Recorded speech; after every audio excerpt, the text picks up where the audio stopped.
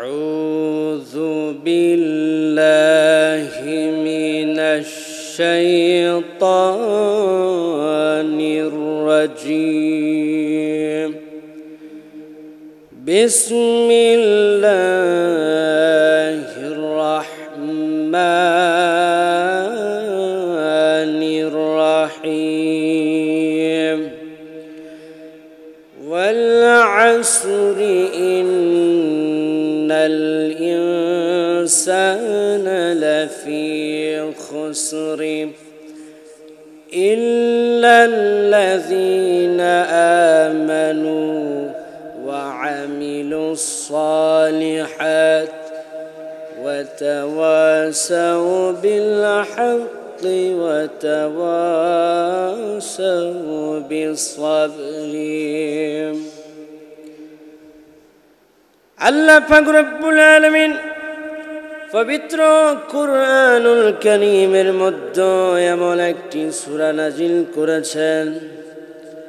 আল্লাহ পাক পবিত্র কুরআনুল কারীমের সবচেয়ে ছোট সূরা নাজিল করেছেন, সেই সূরা হলো সূরাতুল আসর। আল্লাহ পাক রব্বুল আলামিন কুরআনুল কারীমে এমন একটি সূরা নাজিল করে মানব জাতির মধ্যে মানব জাতিকে এমন শিক্ষা এমন মেসেজ আমার আল্লাহ দান করেছেন।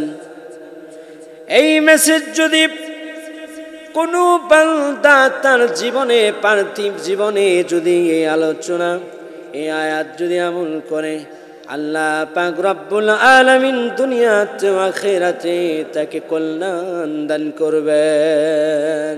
আমার মনে হয় আল্লাহ পাক রব্বুল আলামিন তামাম কোরআনকে একত্রিত করে সূরা আসরের ভিতরে ঢুকিয়ে দিয়েছেন। সূরাতুল আসরের ভিতরে আমার আল্লাহ ঢুকিয়ে দিয়েছেন। আল্লাহ পাক রব্বুল আলামিন তামাম পৃথিবীর জমিনে যেই সমস্ত কিছু সাগর মহাসাগর আল্লাহ পাক রব্বুল আলামিন বানিয়েছেন, সমস্ত সাগর মহাসাগরকে একত্রিত করে একটা ঝিনুকের ভিতরে যদি আমার আল্লাহ ভরে দেয়, একটা ঝিনুকের ভিতরে যদি আমার আল্লাহ ভরে দেয়, যেমন সম্ভব হবে ঠিক তেমন ভাবে আমার আল্লাহ সূরাতুল আসরকে তিনি ভরে দিয়েছেন। ইমাম শাফি রাহিমাহুল্লাহ তিনি বললেন, আল্লাহ সুবহানাহু ওয়া তাআলা পবিত্র কোরআনে 114টি সূরা নাজিল করেছেন। আল্লাহ পাক রব্বুল আলামিন পবিত্র কোরআনে যদি সূরাতুল আসর যদি নাজিল করতেন, এই সূরাতুল আসর যদি বান্দারা মানত, এই সূরাতুল আসর নিয়ে যদি বান্দারা চিন্তা ভাবনা করত, চিন্তা ভাবনা করার কারণে আমার আল্লাহ তাদের দুনিয়া আখিরাতে কল্যাণ দান করত। মুসাইলামাতুল কাজ্জাব, যেই মুসাইলামাতুল কাজ্জাব নিজেকে নবী দাবি করেছিল, হযরত ওমর রাদিয়াল্লাহু আনহু ইসলাম ধর্ম গ্রহণ করার আগে হযরত ওমরকে জিজ্ঞাসা করলো, আরে ওমর, তোমার বন্ধু মুহাম্মদ সাল্লাল্লাহু আলাইহি ওয়াসাল্লামের উপর নাকি ওহী নাজিল হয়? হযরত ওমর বললেন, হ্যাঁ, আমার আল্লাহ হযরত মুহাম্মদের উপর ওহী নাজিল করেন। এমন ওহী নাজিল করলেন যে ওহীর ভিতরে কিছু কথা অল্প কথা বলেছেন, আর এর ব্যাখ্যা এত বেশি তামাম পৃথিবীর মধ্যে সবচেয়ে বড় যদি কিতাব লেখা যায়, যদি তামাম পৃথিবীর জমিনে সবচেয়ে বড় যদি কিতাব লেখা যায়, তারপরেও সূরা আসরের তাফসীর শেষ হবে না। হযরত ওমর রাদিয়াল্লাহু আনহু তিনি ওই মুসাইলামাতুল কাজ্জাবের সামনে বললেন, ও মুসাইলামাতুল কাজ্জাব, মুহাম্মাদের উপর এমন আয়াত নাজিল হয়।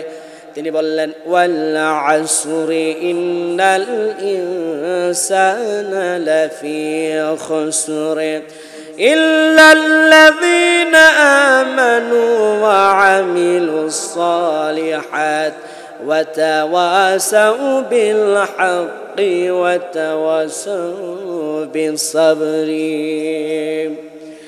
সাহাবায়ে কেরাম রাদিয়াল্লাহু আনহুম একজন অপরজনের সাথে যখন সাক্ষাৎ করতেন, যখন দেখা হতেন, তারা একজন অপরজনের সাথে যখন দেখা হতেন তারা সালাম বিনিময় করার পর সূরাতুল আসর তেলাওয়াত করতেন। সূরা আসর তেলাওয়াত করে মানুষদের মাধ্যমে, সাহাবায়ে কেরামদের মাধ্যমে প্রচার প্রসার করতে, যে সময়ের দাম দিতে হবে, সময়ের দাম দিতে হবে।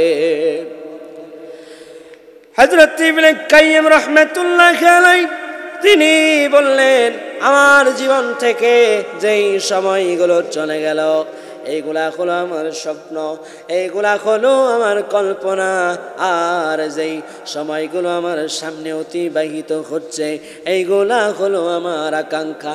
আর এর মাঝখান থেকে যেই মূল্যবান সময় চলে গেল, এটা হলো কিভাবে চলে গেল আমি বলতে পারি না। আমার সময় চলে গেল বিভিন্নভাবে, আমি ইবনে কাইয়্যিম বলতে পারি না। সময় চলে যাচ্ছে, রাত যখন একটা